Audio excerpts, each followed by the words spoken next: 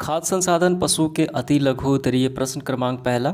किसी दो श्रमिक पशुओं के नाम लिखें। ऐसे पशु जो श्रम के कार्य में उपयोग किए जाते हैं, तो हमें नाम बताना है।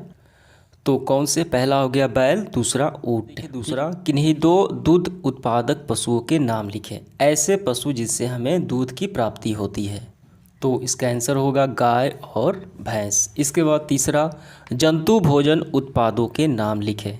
ठीक है, ऐसे भोजन जो जंतुओं से प्राप्त होते हैं, जैसे दूध हो गया, मांस हो गया, अंडा हो गया। तो आपको लिखना है दूध, मांस तथा अंडा प्रमुख जंतु भोजन। चौथा देखिए, हरा चारा की प्रमुख किस्में कौन कौन से हैं, तो हमें बताना है। तो देखिए, हरे चारे में पहला किस्म है आपका नेपियर या हाथी घास कहा जाता है, दूसरा है गिनी घास और तीसरा है रोडस घास और चौथा है सूडान घास। पांचवा प्रश्न देखिए, कुक्कुटों के विभिन्न आहारों के नाम हमें लिखना है। कुक्कुटों में मुर्गी, बतख, टर्की तथा हंस ये सारे जीव आते हैं। तो इनके कौन कौन से आहार होते हैं वो बताना है। करना है विभिन्न प्रकार के महीन दले हुए अनाज, जैसे चावल, चावल की भूसी, गेहूँ, चोकर, ठीक है, मक्का, बजरा, मूंगफली की खल्ली इत्यादि इनकी खुराक इनकी कुक्कुटों की। ठीक है, ये हो गया इनके आहार। देखिए, एक अच्छे पशु आवास की दो विशेषताएं हमें लिखनी है। तो हम ऐसे लिखेंगे, अच्छे पशु आवास की विशेषताएं। पहला है आवास जो होना चाहिए, आवास स्वच्छ, सूखा तथा हवादार होना चाहिए, पहला हो गया विशेषता। दूसरा है आवास इस तरह होना चाहिए कि पशुधनों को प्रतिकूल मौसम जैसे वर्षा, कड़ी धूप तथा अत्यधिक ठंड से सुरक्षा मिल सके। ठीक है, तो ये दो विशेषताएं हो गई, समझ में। सातवां प्रश्न देखिए, मुर्गियों में वायरस से होने वाले दो रोगों के हमें नाम लिखना है। तो पहला रोग है आपको लिखना है ऐसे, मुर्गियों में वायरस से होने वाला पहला रोग रानीखेत और दूसरा है हैजा। रानीखेत देखिए वायरस से होता है और ये हैजा भी देखिए किससे होता है, ये वायरस। अगला प्रश्न देखिए आठवां, संकर नस्ल की दो गायों के नाम लिखना है, यानी हाइब्रिड नस्ल की दो गायों का हमें नाम बताना है।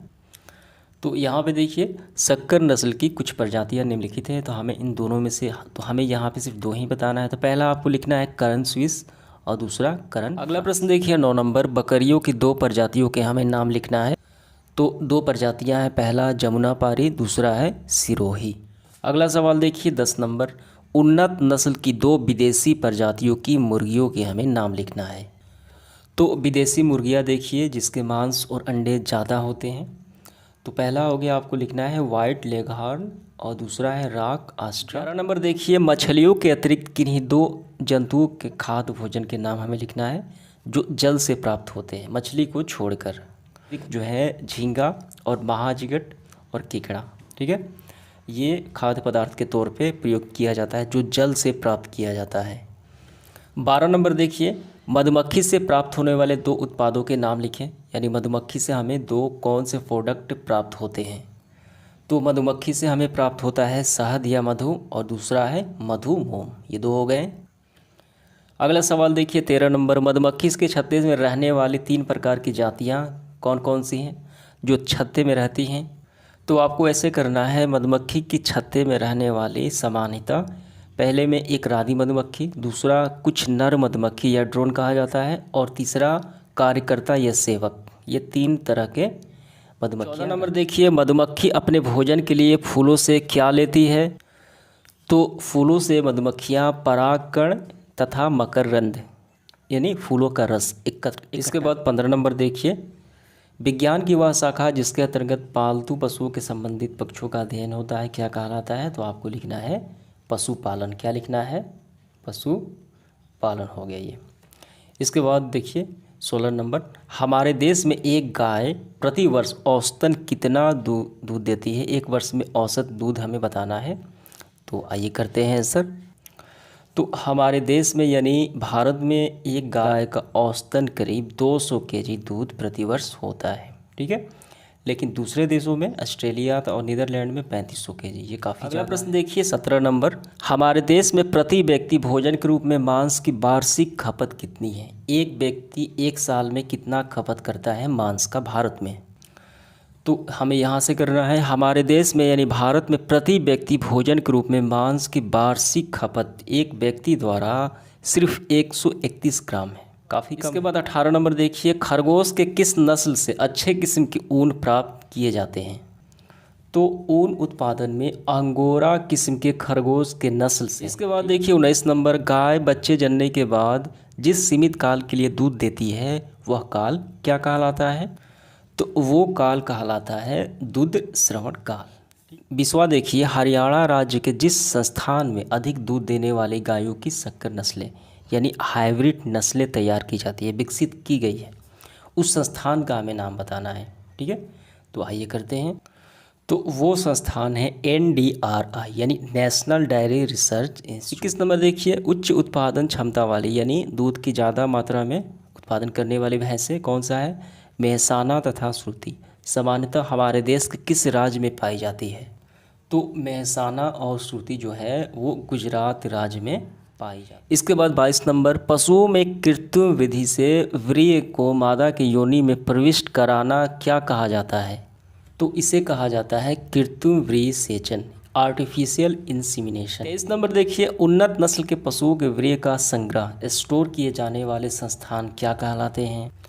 तो वो संस्थान देखिए व्रीहि का संचयन, ठीक है, यानी कलेक्शन ऑफ सीमेन, तो वो संस्थान कहलाते हैं व्रीहि बैंक, सीमेन बैंक आपको लिखना है व्रीहि बैंक। इसके बाद देखिए 24 नंबर, पशुओं में परिरक्षित व्रीहि को मादा की योनि में सुई से प्रविष्ट कराकर अंडे को निषेचित करने की विधि क्या कहलाती है? तो वो विधि कहलाती है कृत्रिम व्रीहि सेचन। हमने अभी देखा आर्टिफिशियल इंसीमिनेशन। ठीक है, इसमें क्या होता है? परीक्षित व्रीहि यानी जो चयनित किया जाता है सीमन को, ठीक है, मादा की योनि में सुई द्वारा प्रविष्ट कराकर अंडे को निषेचित किया जाता है, फर्टिलाइज किया। 25 नंबर देखिए, पशुधनों को दिए जाने वाले हरे चारे के किन्हीं दो किस्मों के नाम लिखें। तो हमने किया है इसका आंसर, आइए फिर से करते हैं। तो हरा चारा में आएगा नेपियर या हाथी घास, गिनी घास, ठीक है, और रोट्स घास तथा 26, पशुधनों में बैक्टीरिया से होने वाले दो रोगों के नाम लिखें। जो बैक्टीरिया से जो होते हैं, सूक्ष्म जीव से जो रोग होते हैं पशुओं में, हमें दो का नाम बताना है। तो बैक्टीरिया से यानी सूक्ष्म जीव से पहला रोग होता है क्षय रोग। ठीक है, इसमें क्या होता है? थन, आंत, फेफड़ा संक्रमित करता है और ये बुखार भी होता है। दूसरा होता है बैक्टीरिया से एंथ्रेस। पहला आपको क्षय रोग लिखना है, दूसरा एंथ्रेस लिखना है। ठीक है, इसमें शरीर फूल जाता है, बुखार आता है, दूध में कमी आती है। तो हमें तो ये सारे नहीं बताने हैं, बस हमें रोग के नाम ही लिखना है, पहला ये। 27 नंबर देखिए, आर्थिक लाभ के कुक्कुटों का पालन क्या कहलाता है? तो इसका आंसर काफ़ी सिंपल है, आर्थिक लाभ के लिए इनका पालन प्रजनन कहलाता है कुक्कुट पालन। ठीक है, पोल्ट्री फार्म कहा जाता है जिसे। 28 नंबर देखिए, अधिक मांस के उत्पादन के उद्देश्य से मुर्गियों के कौन से नस्ल का सामान्यतः पालन किया जाता है? तो हमें यही लिखना है राग ऑस्ट्रालाब, और दूसरा देखिए सेंसेक्स, और तीसरा है ब्लैक माइकोनाक। इसमें से बस आपको दो ही लिखने हैं। तो ये ज़्यादा अंडे देती हैं और ये ज़्यादा इनसे मांस उत्पादन होता है, अंडों का आकार भी बड़े होते हैं। ये विदेशी नस्ल की मुर्गियाँ कहलाती हैं। तो आपको ये लिखना है हाइब्रिड वाली मुर्गियाँ जो होती हैं, संकर नस्ल की मुर्गियाँ, ज़्यादा उत्पादन वाली मुर्गियाँ हैं ILS 82, ठीक है, HH 260 और B77। ठीक है, ये जो मुर्गियाँ होती हैं तीनों, इनसे ज़्यादा अंडे उत्पादन होता है। इसके बाद तीसरा देखिए, मुर्गियों के अतिरिक्त अंडे उत्पादन करने के लिए कुक्कुटों के कौन कौन से प्रकार का पालन किया जाता है? ये कुक्कुटों में मुर्गी, बतख, टर्की और हंस आते हैं। तो मुर्गियों को छोड़कर बतख, टर्की और हंस, इनसे भी अंडे प्राप्त किए जा सकते हैं। तो आपको यही लिखना है, इन तीनों के नाम लिखना है। तो आपको लिखना है बतख, टर्की तथा हंस। 31 नंबर देखिए, हमारे देश में स्थित ऐसे दो स्थानों के नाम हमें बताना है जहां राष्ट्रीय कुक्कुट प्रजनन फार्म चलाए जा रहे हैं।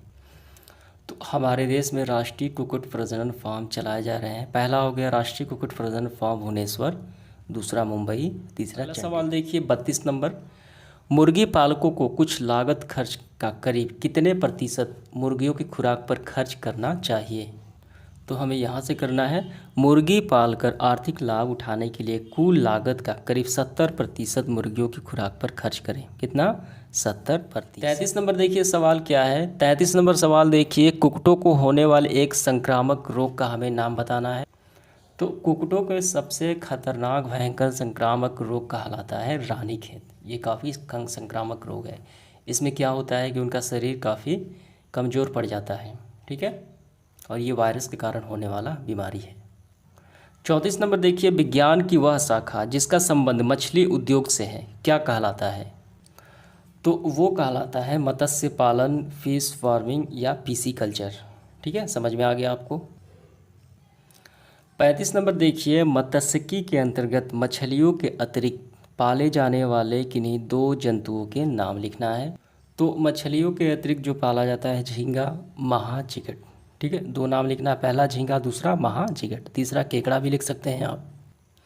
36 नंबर देखिए, जलीय पौधों तथा जलीय जंतुओं का पालन करना क्या कहलाता है?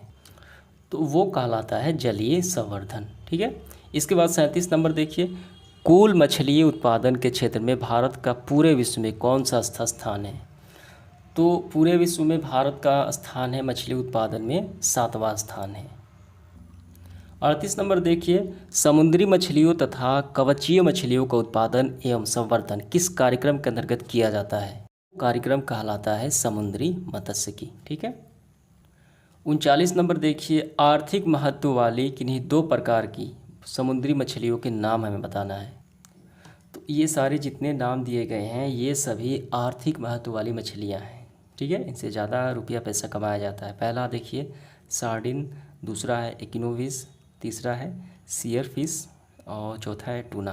ठीक है, ये सारी कौन सी फिशें कहलाती हैं? ये सारी आर्थिक महत्व वाली समुद्री मछलियाँ कहलाती हैं। 40 नंबर देखिए, संवर्धित मोतियों का उत्पादन किस जंतु 40 नंबर देखिए, संवर्धित मोतियों का उत्पादन किस जलीय जंतु की सहायता से किया जाता है? आंसर लिखना है ऑयस्टर। ठीक है। 41 नंबर देखिए, मछलियों की कई प्रजातियों का एक ही तालाब में एक ही समय किए जाने वाले संवर्धन क्या कहलाता है? तो वो कहलाता है मिश्रित मछली संवर्धन। ठीक है, इसमें क्या कई प्रजातियों की मछलियों का संवर्धन एक ही तालाब में और एक ही समय किया जाता है। 42 नंबर देखिए, मछलियों में पिट्यूटरी हार्मोन की सुई लगाकर युग्मक प्राप्त करने की विधि क्या कहलाती है? तो वो विधि कहलाती है प्रेरित प्रजनन। ठीक है, इस सेशन का आखिरी सवाल देखिए 43, मधुमक्खी पालन के लिए व्यवहार में आने वाले बक्से क्या कहलाते हैं? तो वो कहलाती है मधुमक्खी पेटिका। ठीक है, तो समाप्त होता है आज का सेशन। उम्मीद करता हूँ सारे सवाल आपको अच्छे से समझ में